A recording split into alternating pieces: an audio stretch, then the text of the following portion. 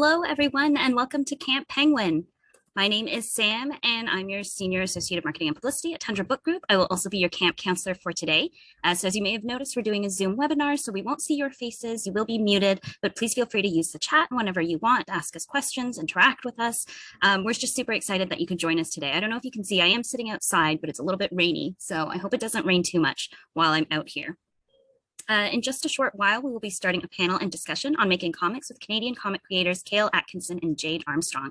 We're going to ask some questions like, how do you get started? How do you come up with characters? How do you draw things that are funny? These questions and more will be answered, and it will be an interactive event with a chance to ask questions and maybe do some drawings too. As you probably already saw in that background opening scene with the really fun music, the chat is active, so feel free to put your comments and questions there. We'd love to hear why you love comics and graphic novels. Later on in the event, there will be an opportunity to ask our guest comic creators your questions, so please pop those questions into the Q&A box. And my fellow counselor, Evan, who has no voice today, will be monitoring the chat, so if you accidentally ask a question there, he'll remind you to put it in the Q&A.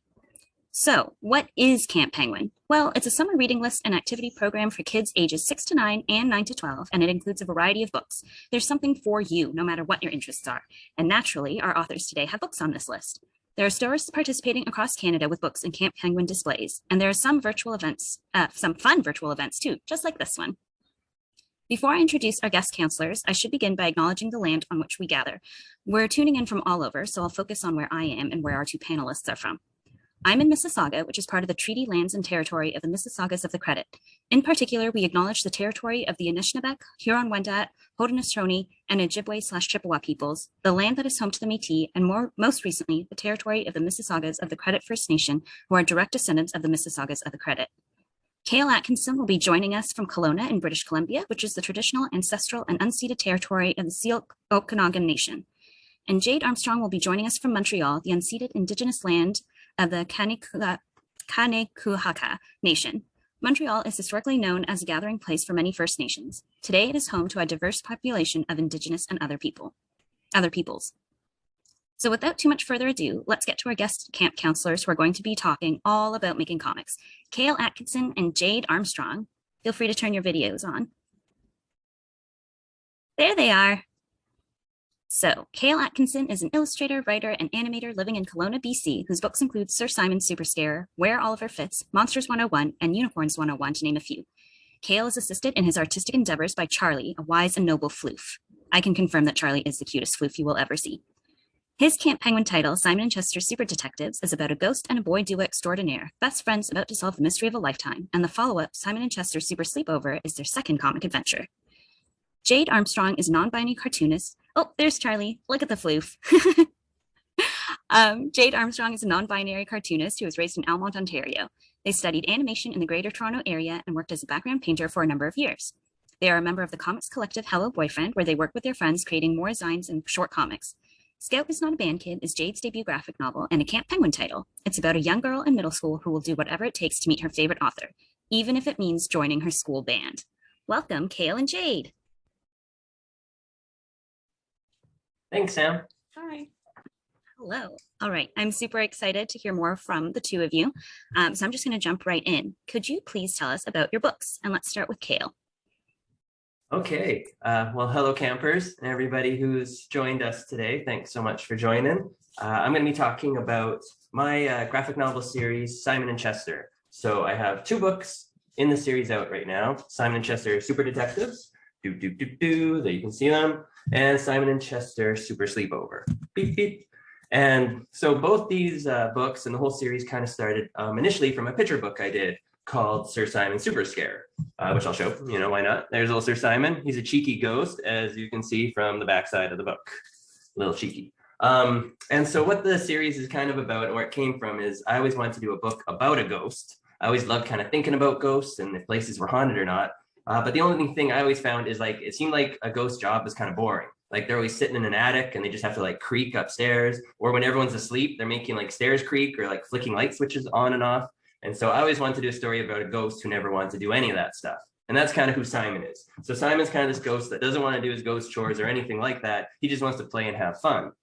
And in the house that he actually haunts, Chester, who is right there, Chester moves into the house with his grandma. And so at first, Simon's not a big fan of a kid moving into his house because a kid means more ghost work. Like they're harder to scare. They see ghosts, so you got to be more careful. So at first, Simon didn't really like the idea of Chester moving in, but eventually they actually became best friends. And that's kind of where this whole graphic novel series came in. What could Simon and Chester get up to and have fun? So in Super Detectives, the two of them decide, why don't we become detectives? Maybe we'll find a big case to solve. Maybe there'll be missing jewels we have to get back, or a butler that gets kidnapped and we got to save him. And so it was all about the fun of what could they get up to. And then Super Sleepover is about Chester gets invited to his very first sleepover party, which he doesn't know what to expect. It's the first time he's going to go. What do? Do you have to dress a certain way? Do you talk a certain way? And so Simon decides to really try to help him out. So this series is really about two friends and all the kind of fun things they get up to and all their kind of weird and wacky adventures.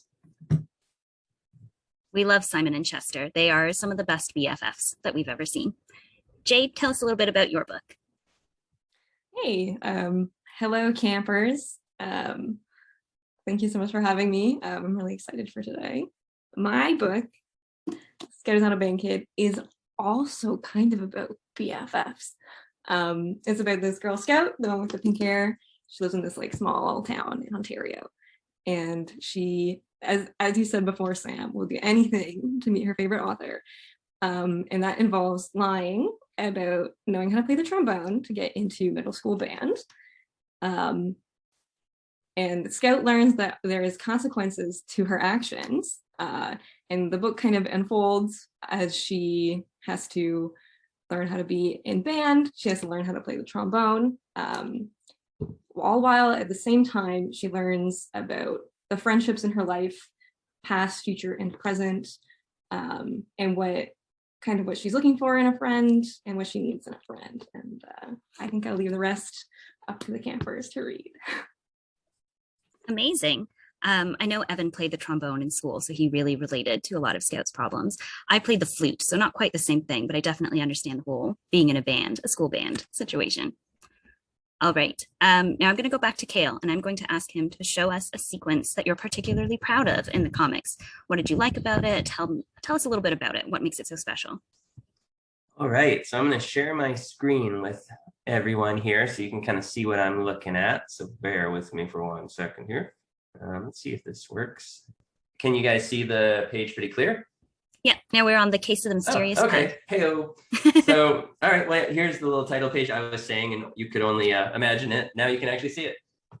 So it sets up kind of my little title page, which I like to play around with, making it feel like an old-fashioned kind of crime noir, black and white kind of case.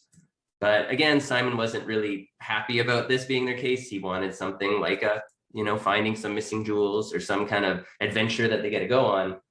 And I really have a fun time playing with expressions to try to help tell my story. And I think in graphic novels, that's a lot of the fun because you have characters talking back and forth and you really want to know what they're feeling just from looking at them, never mind having the text. So we have Simon kind of just wants to kind of toss the dog outside and wait for a better case. But Chester's kind of pretty adamant. They got to figure out where this dog came from and get it back home. In drawing a pug, I wanted to make sure it always looked very squishy because that's a big part about pugs. So then we have Simon kind of take the pug. Chester's like, hey, just, take a look at him. We got to help him. And so Simon takes the pug in his hand and after staring in its overly cute eyes, realizes that he can't help but want to help the pug as well. And so when I'm doing graphic novels as well, I'm always trying to play around with how much do I show and trying to change it up. So maybe you see all of the character in one panel and then I can go to a close-up and then back and forth. And for me, that helps trying to keep the graphic novel interesting as you go. So it doesn't kind of look the same too much. And to show a couple more pages in this first part. So they're going to take on the case. Simon just kind of wants to play with the pug now, not even solve the case. But since it's a case, he then, okay, let's do it. So first he, checks for fingerprints on the pug. When you're doing a case, you got to see if there's any fingerprints. Nothing there. And then he starts trying to interrogate the pug, put the light on him, and start trying to really get some answers out of him. But he is just a little squishy pug, so he doesn't talk too much. And then finally, Simon's his last go is he's pretty sure the pug's wearing a disguise. That must be the case. Maybe it's a mask he can pull off. So he's kind of like trying to pull a fast one on Simon and Chester. Not today, pug. And then he tries to pull off the mask, which doesn't work so well, and has to kind of finally, realize that it's just a pug. And then they got out. start looking elsewhere to figure out what happened with them. But I just really love playing with these expressions, again, drawing a fun little pug and trying to figure out how to keep making it interesting and fun as it goes in the story. And with Simon and Chester's kind of, expressions and how they are to each other and how they relate, where Simon generally wants it to be more of this big adventure. He has this big imagination generally of what's going to happen. And Chester's more kind of down to earth. He's like, oh, it's a dog, I want to help it. And so it's kind of fun playing with these two friends and how each one kind of where they go first and then how they kind of help each other along the way. I think that's what I'll show for the sequence. I don't want to take up too much time, but there's a whole bunch of other stuff that happens in there, but I want to pass it over to Jade so they can share a bit from their book too. Thanks, Cale. That's super fun. We love the pug. I don't know if you could see all the comments of people just saying how much they love the pug. Super, super cute. Now, Jade, over to you. Yeah, that pug is so cute. Oh my god. Oh gosh, animals is something I struggle a lot with drawing, so I'm very jealous. It's so cute. Can everyone see my screen? Okay, wonderful. I thought I would share the first few pages of my book. I'm very proud of them because they open up it's an anime opening, which was very important to me because I grew up watching a lot of anime, especially shoujo and magical girl anime. So I was I really want this book to start off with this sequence. It's also, I don't know if anyone knows Tokyo Mew Mew, but the lyrics are actually based off of the Tokyo Mew Mew opening. A fun, it literally goes, "It's showtime" in it, and I was I have to do it. My book's about instruments. I have to have it. And then they fight this evil demon Beethoven person. And it was just very fun for me to draw. And then they all have these really silly brass instruments that are also guns. Who has not picked up an instrument and went, pow, pow, pow with it? So I thought it was very fun. And then it ends up being your screen is interrupted by this voice call. And then there's my character Scout eating cereal, because when I was a tween, all I did was eat cereal in my room all the time. And then her friend is online because one of her best friends in the book is an internet friend who actually lives in BC. So, and then they're just chatting as friends do. I like these pages a lot because it was really fun to play with, using a computer screen as a panel. I think that's maybe my favorite drawing in the whole book, quite personally. And it was fun to add all they have all these posters. Lou has a little Gundam back here because it's Lou loves to build Gundams, and it never came up in the book at all, but it was something that I really wanted. It never came up. And then we have her room with the I don't know how you describe those. Those letters that you get from the store. Anyway, it's been very fun. And we have all the Poisson books here in the corner, and all of her drawings are on the wall. And that was really, really fun for me to draw. And it's Shreddies. It's Shreddies are so fun. Yeah, and it's just them, and it's setting up this book about, they both love Christine Wong, and they're such huge fans, because that's what you do when you love something, is you tell your friend about it all the time. And I remember at one point I had the expression on her headphones change every single panel. Oh yeah, it just changes for arbitrary no reason. Yeah. I think one of my favorite things to do in comics is to have fun stuff in the background and set up these little, I love drawing dialogue too, especially two besties just kind of chewing it out. Yeah, and that's that's the intro to the book. And I don't know how many kids in the audience still use those Hilroy notebooks, but I used to use those in school all the time, so I put them in. This also is I traced a drawing that I did when I was I think in grade 8 or something, and I just literally traced it and then put it in here. Yeah, and that's the start of my book. And then we get into more hijinks as they all go to school. Also, this was a really hard drawing, and I don't recommend doing crowds of people in front of a school. It's really hard to do. Yeah. Amazing. I love all the little details, all the posters and things like that in the background. So fun. It really helps bring the characters to life, I think. I think Evan is going to share his screen now so that we can pull up. There we go.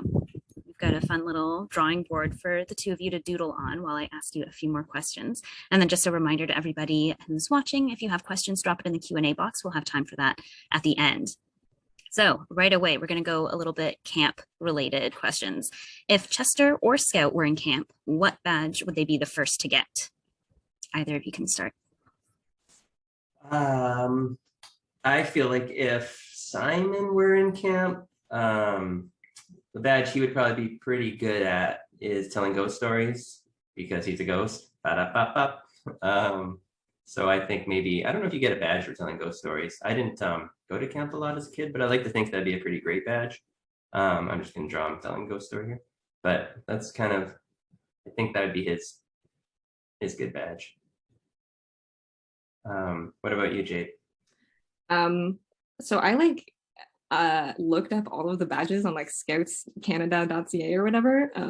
Yeah. Because I was like, I have no idea. Scout doesn't seem like the character that would like want to go to camp, I don't think. And I found one badge that was for like collections, and it kind of looks like this, and then there's like little there's like a figure and then like a car. This is what cars look like. Oh my god. Whoa. I was like, I think Scout would probably go for the collections one, because I read it and it's like you just have to like really love your collection and you have to be able to talk about it and say how much like money it's worth and stuff. It was kind of silly. But I'm like, I bet Scout could talk at length about all of her pristine long book collection, and it would be like a, you know, she's like not a super hard worker, so I feel like she would like go through and be like, oh, I can do this one. So that's yeah, collections. I think that's the badge to Scout would have. I love it. Both of those make a lot of sense. Now, I personally have never been to summer camp, but I want to know about the two of you. Have you ever been to camp? Probably as a child. And what were those experiences like? Do you want to start? I can start. I did, in fact, go to camp.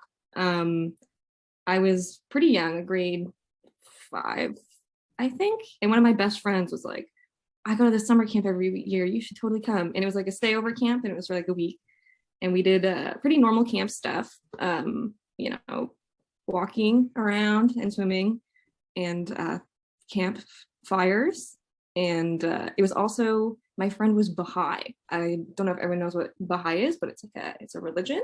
And I was not Baha'i. So I went to Baha'i camp as the only non-Baha'i kid. And it was pretty fun because we had like Baha'i lessons, and so I got to sit and learn about it. And I also grew up in like a very secular house, so I didn't know anything about like almost any kind of religion except for, you know, Christianity, those kind of like things that are in like the Canadian white culture or whatever. And so I learned all about it, and it was very fun. But I also felt like a total outsider because all these kids just like knew it all the time, and they were all really nice to me about it, which I liked. They're all like, "We'll teach you," and it was like a very like supportive and like a fun environment. But I admittedly was also like a bit of like a homebody nervous kid. So I got very homesick like about 4 days into camp. So I ended up like so homesick. I was like ill. I don't know if anyone's had like when you're a kid and you get so sick that you like actually feel like ill about it. And then I never came back. So that was my experience with camp. Yep. What about you, Cale? Yeah, I didn't have a lot of camp experiences. I think I had one. I mean, similar in the way that I was also kind of a bit of a nervous kid in going and doing stuff like that. I have been drawing so long, even when I was a little kid. That's all I kind of wanted to do was let me hang out and draw. So when it was like get outside and start canoeing, I was like, wait, what are we doing? But I did go once, and the thing, I like campfires. I do always love any kind of a campfire. And I remember just going, and me and a good friend of mine were just so excited that we're going to be like having kind of the sleepover in the cabin experience. And we were like, what games are we going to play in the cabin? And like was pretty excited for that. But I think it was only like kind of like an overnight thing. It wasn't like a week kind of whole deal. And I think just from like growing up watching movies, so many of my experiences were always like built up on what happened in movies and wondering if that's what it was going to be like, for better or worse. Like if it was this crazy camp movie, I'd be like, oh no, what are we going to do? What's going to happen on this trip? I'm going to ride a horse that's going to get loose and take me somewhere far away. So I guess kind of like Simon in my books, I always kind of built up things in my head to bigger than they probably were ever going to be. There I am getting nervous about what might happen. Yeah,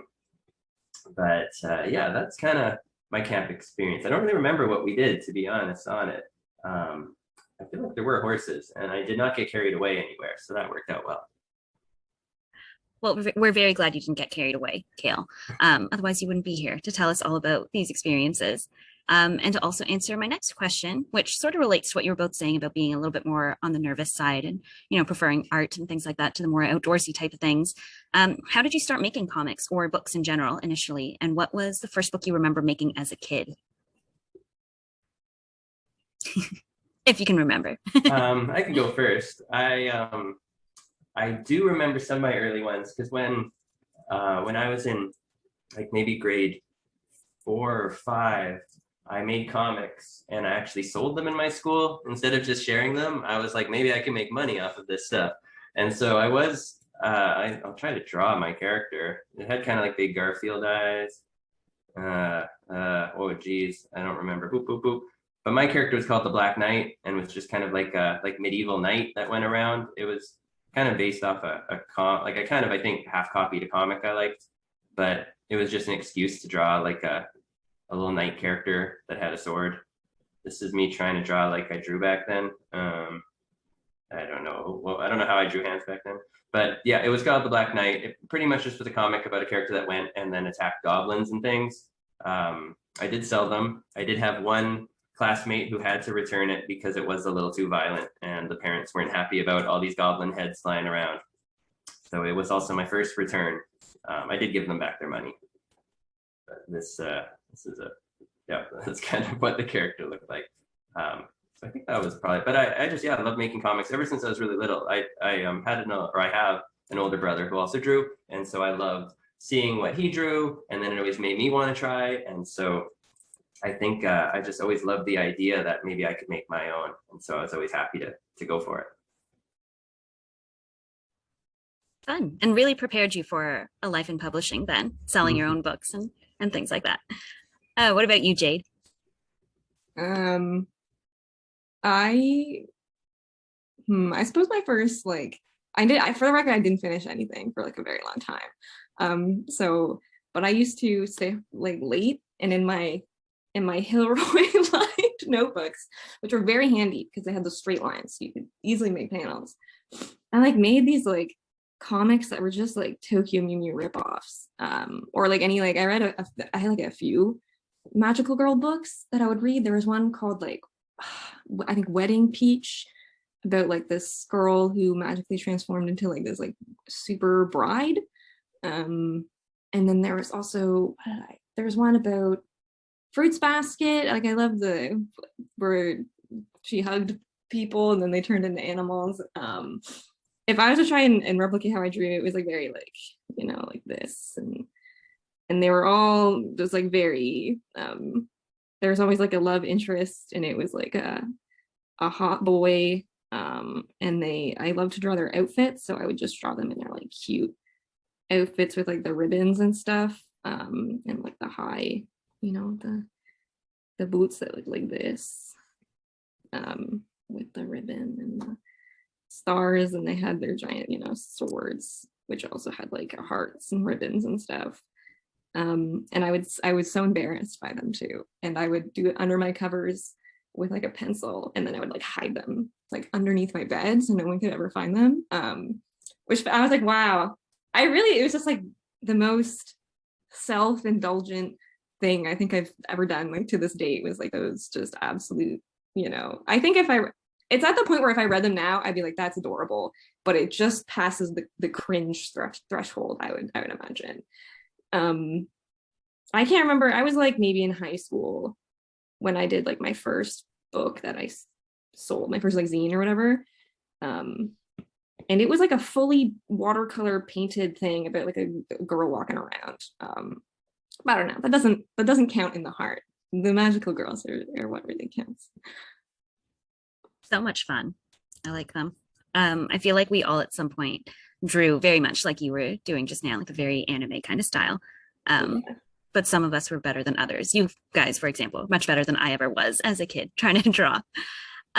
So kind of related to that, and I know we were talking about this earlier too, what things do you find difficult to draw, and how did you get better at them, if you did get better at them? This is where I'm going to make Okay. Cale draw a horse, which he specifically How asked me could not to you? do. And Jade is going to draw a Oh. saxophone because those are the things that they told me were hard to draw. Oh my God, please. Of course. Okay. Well, that, I mean, kind of answered my question as well. Horses aren't my strong suit, but let's draw a strange horse. Yeah, I find that my horse will be unhappy. Yeah, like horses, I find like cars and things quite hard to draw. This horse is gonna some here there. Like mechanical things I find really hard to draw. And then I think some animals, just because they're like confusing and you forget like how their legs work and things like that. So I need to look them up. My horse is going to be a business horse and works as a accountant and wishes that they were out in a field somewhere. Tired of listening to boring bank stuff. But if you like bank stuff, that's cool too. Oh, I like Jade's horse up there.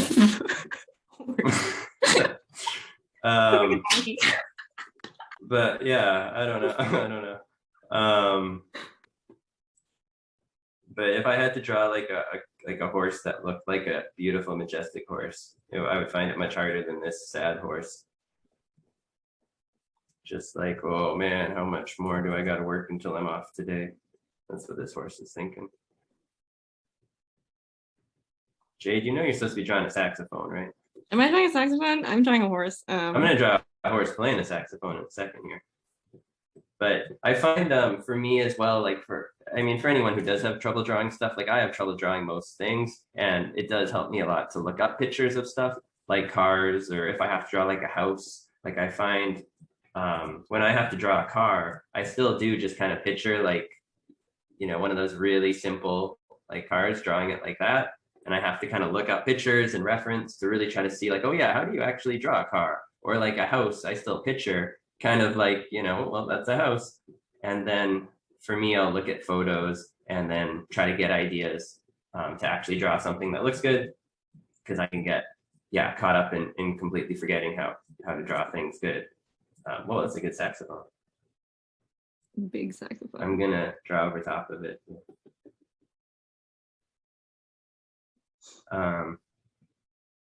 Jade, do you want to talk about what you have trouble drawing? Oh, sick. Your horse is playing my saxophone. Yeah.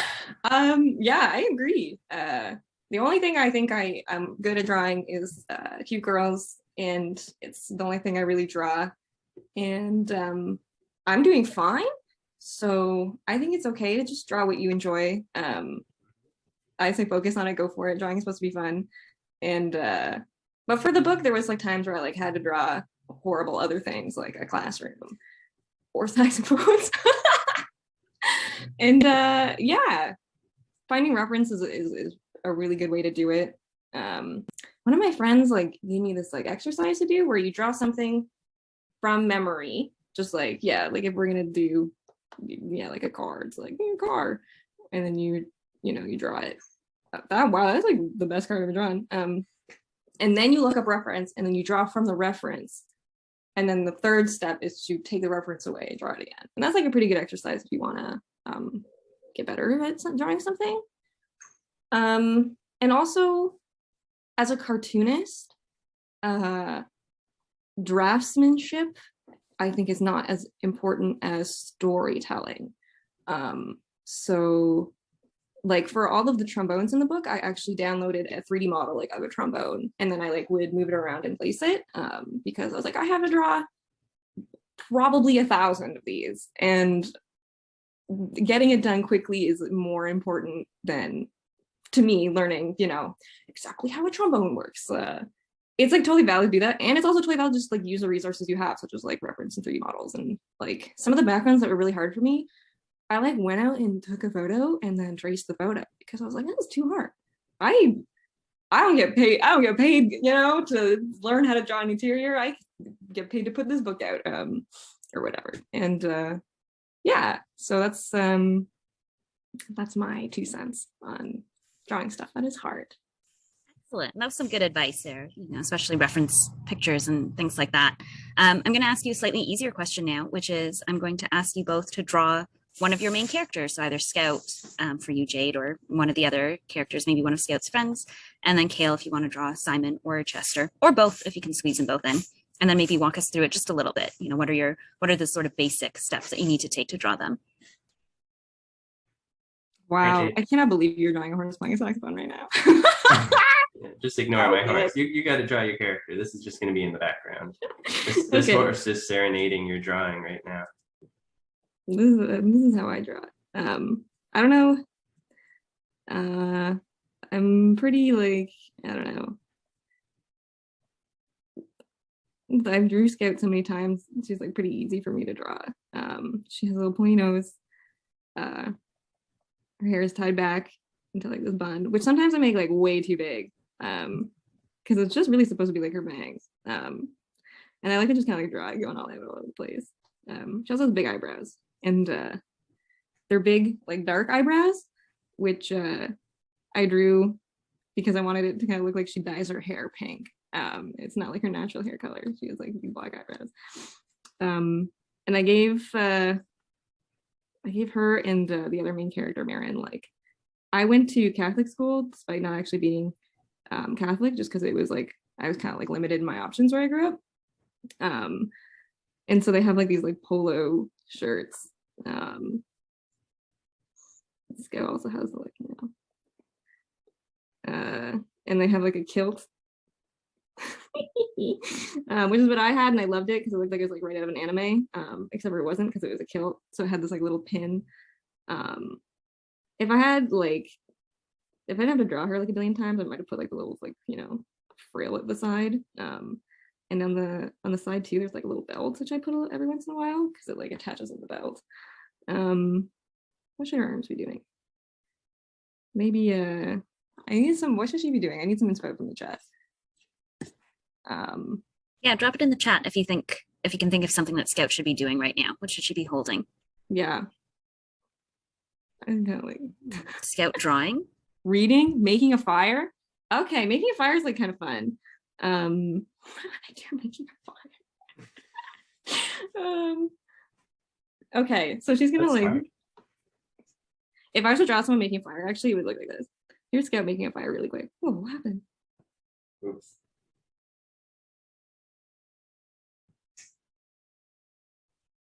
She's concentrating,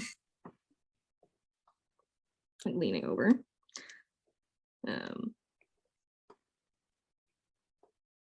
Okay, to make a fire, you need paper. This is some paper. And a match. They're holding a little match. And then here's the kindling pile. Put all up like this. And there's more paper inside of it. And she's in her school uniform for some reason.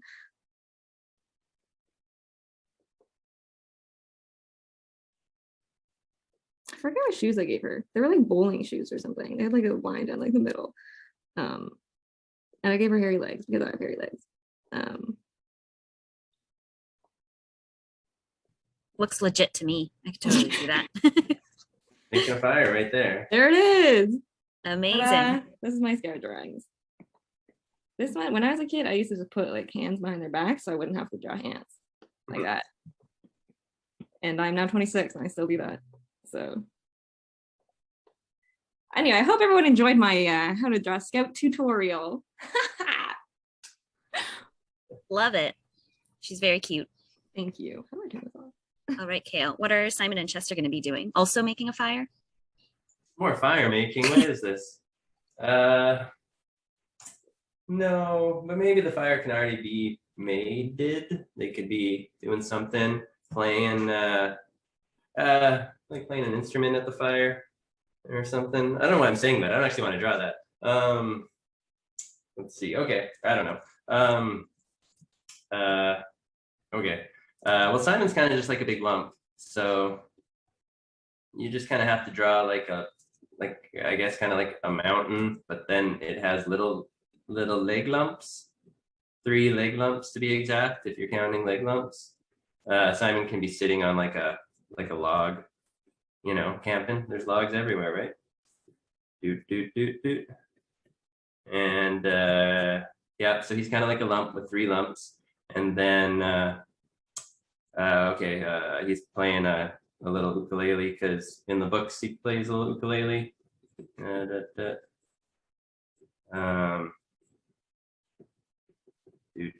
Bear with me. His arms are, you guessed it, another lump.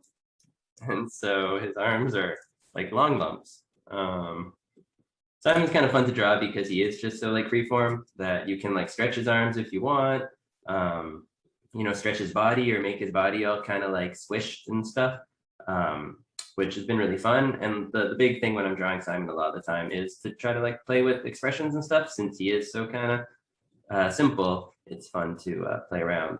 Like maybe he's like really singing a serious song because he's like into it. So he's like, let's see. He's got little, I don't know what his mouth's doing. He's got a beak. That's how he sings, beak mouth. I don't know how you guys sing, but you know, it's a way. Oh, camping is great.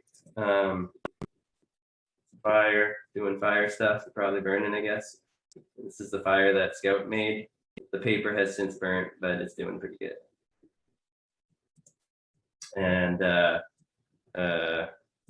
I'm changing that face. It's weird. It's creeping me out. I don't know what else to try.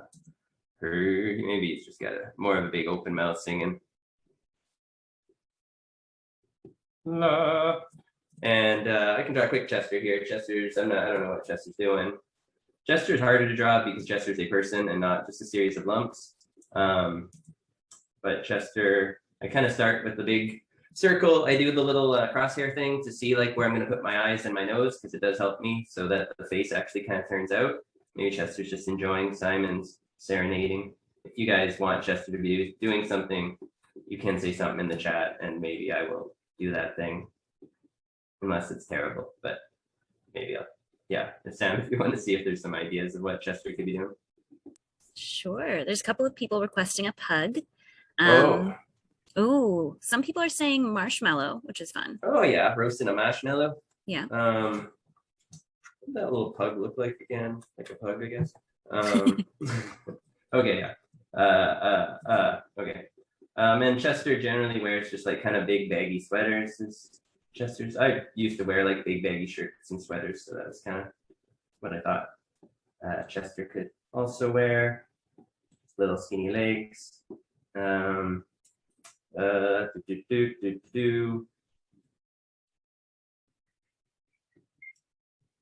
a sweet marshmallow that is probably accidentally on fire. I remember roasting marshmallows and then you cook them too much because they fully ignite and they're just like black full of crisps. Still delicious. And then just to satisfy anyone's whatever's the pugs here that Chester's holding. I like giving pugs like kind of cross eyes.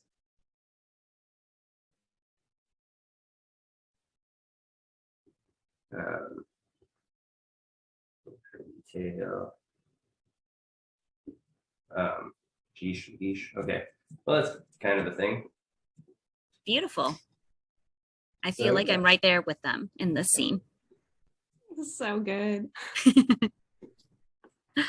Well, thank you guys for drawing those. That was super fun. We do have another fun activity for you all to do as well.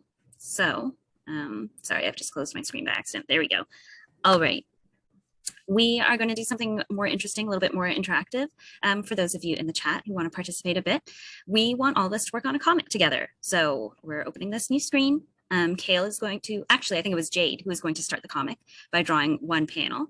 Once they're done, then Cale will draw a second panel. And then after that, we're going to send these panels out to everybody who's registered to attend. You can all draw your own third panel, see how the story is going to end. And then when you're done, you can submit your finished copies to our email address, youngreaders@penguinrandomhouse.com. We will randomly select 2 winners and send them copies of both Jade and Cale's books, which to me sounds pretty awesome. I hope it sounds awesome to you all as well.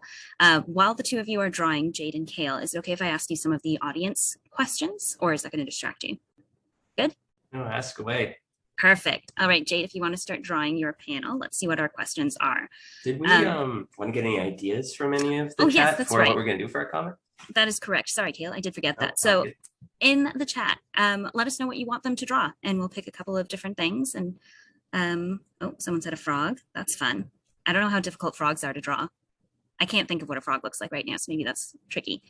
A cat eating a fortune cookie. That's pretty cool. Pug roasting a marshmallow. Really keep it on theme. Yeah. Setting up a tent. Oh, that's kind of fun. Maybe you can have Scout setting up a tent. Again, I don't know how difficult this is. And the others joining in later. Orchestra. That I think would be very tricky to draw. Hamster playing a cello. All very good ideas. Sonic the Hedgehog. That could be tricky. A duck with a job. That's hilarious. That would be so fun. Yeah, you got a lot of animal prompts in here. Anything you're really feeling?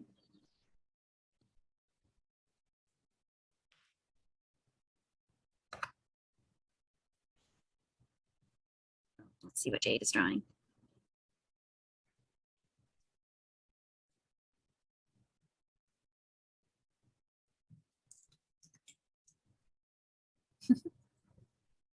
Oh, you're muted, Jade. I was muted the whole time. Anyway, I'm gonna do some fan art, some Simon and Chester fan art from memory. What? Yeah, amazing. So bear with me. I just like the idea of this duck with a job. Right, that's a good one. Do you want me to do duck with a job? No, you keep doing what you're doing. I can do fan art later. No, I'm just selfishly wanting fan art. It's too late. It's too late. I'm drawing. So Jade, while you were drawing, I'm going to ask this question because I think it's very interesting. Did you 2 go to art school, or did you learn how to draw, or did you just do it at home? Cale can go first. Okay. I just learned how to draw at home. I never took any like schooling or courses to learn how to draw anything. I just drew a lot, and I kind of figured the more bad drawings you do, eventually you'll get to the good drawings, and I still kind of live by that. So I drew a lot and a lot and a lot, and I still draw a ton. And a lot of the times I draw a lot of drawings I don't like before I get the ones that I do. But it kind of, for me, has always been whatever works for each person. Some people go to school, and then that's where it really helps them in kind of figuring out tools or how to do it. For myself, it was kind of just looking at what other people do and trying to draw what they draw to learn from it. And the things that I had a hard time just trying to do that more, like drawing hands, I find can be really tricky. And so kind of like anything, it's like the more practice you do, slowly, hopefully you get better. But yeah, I never took any actual courses for it. What about you, Jade? I did go to art school. So I went to Sheridan College, and I started their animation degree. So they have like a Bachelor of Animation that you can take there. And it's really helpful. You're surrounded by other artists. Your professors are like, also like, most of them are like veterans of like the industry.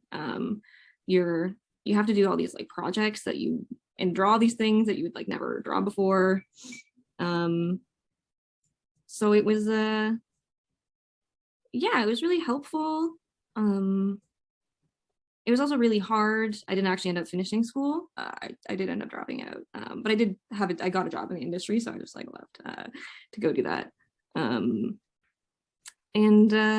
It's definitely cool, but it's very expensive. It's really hard to do. I think my favorite takeaway from art school was just like that I met so many like amazing people. Art can actually be like whatever you want it to be, and you don't need teachers and professors like kind of like telling you what to do and what not to do. I don't know. So yeah, Yeah. it's cool. I wish art school was $0 and and available to everyone. That's what I think. But it's definitely, yeah, by no means necessary. This is supposed to be like a little pen thing. I like This it. sure is some this is some weird tent. So I mean, we're watching you both in action drawing this comic together, but how long in general does it take to write and draw a comic from beginning to end? Or does it depend on your story? I think it depends on the story and how long it is too. Like my Simon and Chester comic, like graphic novels, are a lot shorter than Jade's book, where my Super Detectives book is only 64 pages and hers is 270, 60, 50. So definitely, I think the length, but it takes me a long. I find writing really hard. I find I'm better at drawing, and writing has been like a lot more of like me banging my head on the wall to try to get it out always. So that part of the process takes me a long time. But I'm currently working on another Simon and Chester book, and probably takes me, you know, I don't know, like maybe 6 to 8 months, somewhere in there, which is like not a lot of time for some of it. Sometimes I feel like I wish I had more time when you're drawing all these tiny panels and everything else. But yeah, something like that. That's a good drawing right there. My You could characters. probably keep going from here. I don't know where to go from here. Is there like a wrench coming out of the tent? Right